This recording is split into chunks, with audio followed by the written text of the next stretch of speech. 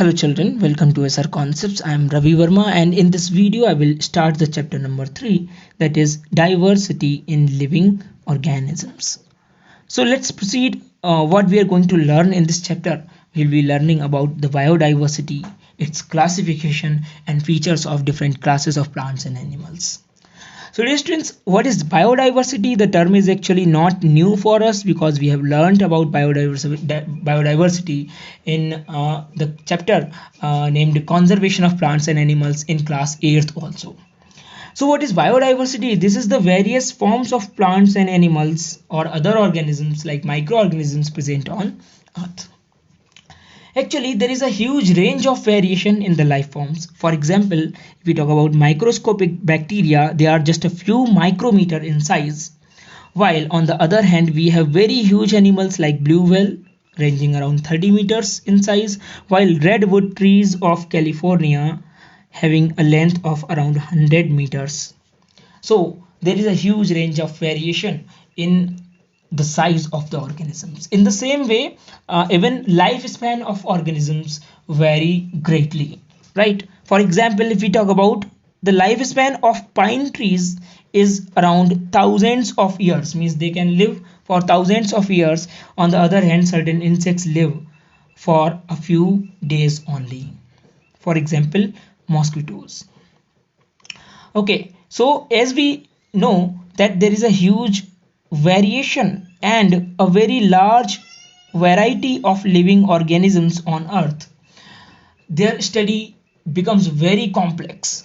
So in order to simplify their study, we do a practice that is called classification, and that is also called classification of living organisms, right? Or biological classification. So what is classification? In classification, what we do in order to make the record and study of vast diversity of life forms, they are classified into groups, subgroups on the basis of similarities and dissimilarities. So we just make the groups of living organisms on the basis of similarities and dissimilarities. So this practice is actually very important in our life for almost everything. For example, in a library, the books are arranged according to their subjects or according to the classes, right? In the same way, in your kitchen, the things are arranged. For example, vegetables are arranged in separate boxes and spices in the separate boxes. Think about a medical store. Suppose all the medicines of the medical store are just piled on the floor of the medical store, and you go and ask for amoxicillin tablets. Would it be easy to find a particular tablet from the huge pile of medicines which are not actually organized into groups? Yes. So grouping is very important in our daily life. So this is what we do with the living organisms also. Because we have a very large variety of organisms, we need to classify them in order to make their study simple. So dear students, what is the advantage of classification? The advantage of classification is that we cannot study each and every individual organism that is present on earth. We need to classify them. So classification simplifies their study by making the groups of similar organisms and then studying the whole group, the group as a whole. So we do not study actually the individual organism, we study the whole group. So in your book also, you will not be learning about every individual organism, but you will be learning about the groups of organisms, so that we get an idea of all the variety of life forms. If we study the features of a few organisms only, then we can study the features of the whole group. Another significance is that it helps in identification of living organisms. So when you visit certain zoological park or certain jungle simply, right, so you can identify that this organism, suppose you come across a particular organism, then you can identify which class, which group does it belong to by the help of classification. In the same way, this classification also helps in identifying the relationship among the groups of organisms, and these relationship among the organisms are actually the evolutionary relationship based on evolutionary history. what is evolution and evolutionary history we will be learning later in this chapter, right? So dear students, in order to make any type of classification, we generally use certain characteristics of the things or characteristics of the living organisms. So for doing classification, we use certain characteristics, certain features or certain functions of living organisms as basis of classification. For example, if we talk about complexity of the cell, this is an example of the basis of classification. On the basis of complexity of the cell, that is actually of two types, prokaryotic and eukaryotic. So the organisms based on the prokaryotic cells, having prokaryotic cells, are called monerans. They have been given a separate kingdom called the monera, while the other organisms are called eukaryotic organisms. So always we use certain features. For example, if someone asks you to classify the people of your colony, then you can classify them on the basis of their profession. You will make the group of teachers, group of doctors, group of engineers, group of shopkeepers, right? So that profession, that is a feature, that is a characteristic, will be used as a basis of classification. So what are the modern day basis of classification? What are the modern day characteristics which we use? So let's learn about them one by one.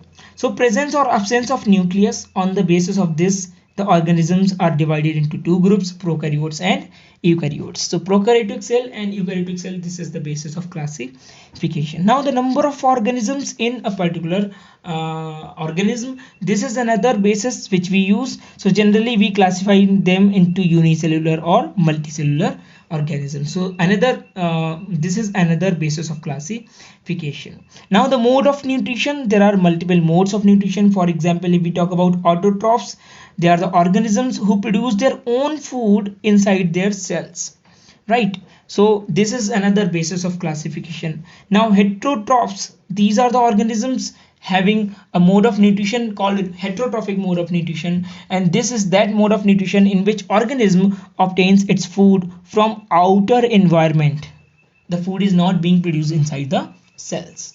This heterotrophic mode of nutrition is again divided again of different types like saprotrophic, ingestive, parasitic. There may be different types of modes of nutrition in heterotrophs category also. Now the level of organization, this is again used, for example, cellular level, tissue level, organ system level, right? In the same way, plants are also classified on the basis of their differentiation in the body, right? Okay, now let's move on to what is evolution. This is important, for this is a very important topic and this is very complex topic also, means you need to study a lot about evolution. However, here we will be just clarifying the basic concept of evolution. So let's understand about evolution by the help of this diagram, right? So here you can see actually evolution is that process in which a particular species or population of a particular species undergoes gradual changes in its features generation after generation, and finally the last generation becomes so much different from the initial generation or first generation that it becomes totally different and is called a new species.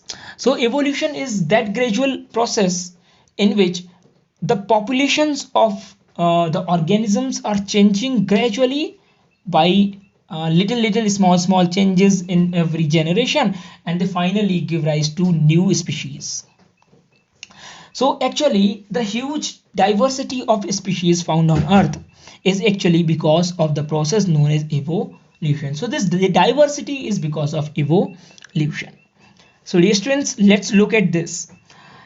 Here the evolution of animals which are known as vertebrates is being shown. So vertebrates were evolved like this. First of all, shark was evolved, then finned fish were evolved, then from finned fish certain populations converted into amphibians, then from amphibians crocodiles were formed, then the birds, then the rodents, and then the primates. So actually we can say that the sharks are the ancestors of primates. So the closest ancestors are the rodents, and the farthest ancestors of the primates are the sharks. So this is how this is called as evolutionary sequence, and this is the evolutionary relationship. This is actually a tree that is called phylogenetic tree. This type of diagram is called phylogenetic tree or cladogram also. This shows how the organisms are evolution wise related to each other. So this evolutionary relationship is being shown, that which one was evolved first and which one was evolved later, and which one was evolved from which ancestor. So we can say that sharks are the ancestors of primates, or we can say birds are the ancestors of primates, right? So this is how the evolution process goes on. All right, so what is written, let's read here. So most modern life forms that we see today have arisen by an accumulation of changes in the body design in the primitive or ancestral organisms that allow the organism possessing them to survive better. This process is known as evolution. So please read this read this definition of evolution carefully, note it in your copies. So the concept of evolution was actually described by Charles Darwin first of all in a well organized and in a verified way, we can say, right, by a huge type of study, right? And this was described in his book known as On the Origin of Species. We know today the Charles Darwin had given the concept known as survival of the fittest. We need not to discuss a lot about this theory. Let's understand about certain other terms. For example, what is the meaning of primitive or lower organisms? So dear students, today we can see a huge variety, and out of these organisms, certain organisms are those which were actually present in a very means older days, in very older days also, and they have not yet undergone much changes, means their populations have not changed a lot. For example, if we talk about mosses, that right, jise that is called kai in Hindi, right? So if we talk about mosses, right, they are very primitive type of plants. They have not undergone multiple changes, certain changes. Some of their populations have changed and converted into ferns, but they are yet the same as they were previously. So those organisms who were the ancestral organisms, we can say, for example, sharks are the ancestral organisms, or mosses are the ancestral organisms. These organisms did not undergo much change. They are yet living in the same form, so they are called primitive or lower type of organisms, because their bodies are actually a little bit simple as compared to the modern organisms. In the same way, we talk about, if we talk about algae, which are today known as thallophytes, they are primitive as they evolved earlier. In the same way, they have relatively simple body design as compared to bryophytes or mosses. So students, those organisms which evolved earlier, they are called primitive or lower organisms, and those organisms who have been evolved recently, they are called higher or advanced organisms, right? So what are the advanced organisms? Those who have developed later or recently, relatively recently. So they have a little bit relatively complex type of body design, and they are called advanced or higher organisms. They are also called younger organisms. For example, if we talk about pteridophytes, they are advanced as compared to bryophytes or mosses. So if we talk about fern, they are advanced, but if we talk about mosses, they are primitive type of organisms. Okay, so finally we have the hierarchy of classification. So when we classify the organisms, first of all we classify the organisms into very big groups known as kingdoms. So the organisms, all the organisms have been classified into 5 huge broad groups known as kingdoms, and each kingdom contains lakhs of individuals in it, right? Now, because a classification of kingdom is good, but yet we have to classify them further, we classify the kingdoms into smaller groups known as phyla or phylum. That phylum is a single word and phyla is the multiple. When we classify a plant kingdom, then the groups are called division. So phylum or division are further classified into smaller groups known as classes, and then the sequence goes up to the species. So this is just like a ladder or hierarchy of classification, that organisms are first classified into kingdoms, then these kingdom groups are classified into phylum, then phylum into classes, then order into families, then families into genus, and a particular genus is classified into multiple species based on similarities and dissimilarities. So students, if we talk about kingdom, then they have maximum number of individuals but minimum number of similarities in their organisms. For example, if we talk about kingdom Animalia, then Animalia has just only 3 similarities, that they are eukaryotic multicellular organisms with ingestive mode of nutrition. So in the kingdom Animalia, there are huge variety of animals, and these all animals will be similar in at least 3 features, that they are eukaryotic, they are multicellular, and they are ingestive, right? But if we talk about species, then this is called unit of classification, because this is the smallest group of individuals, right? So species is the smallest, but this is called a unit of classification. So species is a very meaningful type of group of organisms, right, in which the organisms are very much similar to each other. So we can say that the species will be having minimum number of individuals, however it has maximum similarities among its organisms. For example, if we talk about dogs, or if we talk about human beings, so human is a particular species, then all the human beings are having maximum number of similarities, right, but the number of individuals is a little bit lesser as compared to other higher classes, right, or higher groups of organisms. So these terms, the kingdom, phylum, class, order, family, genus, species, these are called categories, right? These are called categories, right? And we'll be learning about them further. There is a mnemonic by which you can learn this sequence. This is to be learned in a proper sequence, so you can learn them like: keep pots clean or family gets sick. Keep for kingdom, pots for phylum, clean for class or for order, family for family, genus gets for genus, and sick for species.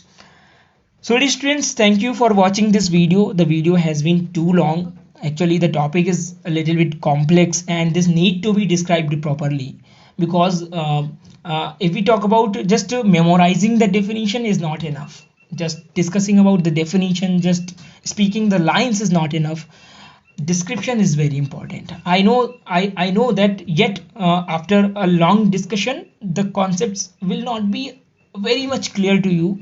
You will have to learn it again and again from your books, from different types of videos, from your teachers, from your NCERT textbooks. You have to make your own notes, right? Then only you will be having a clear cut idea of what is classification, what is evolution.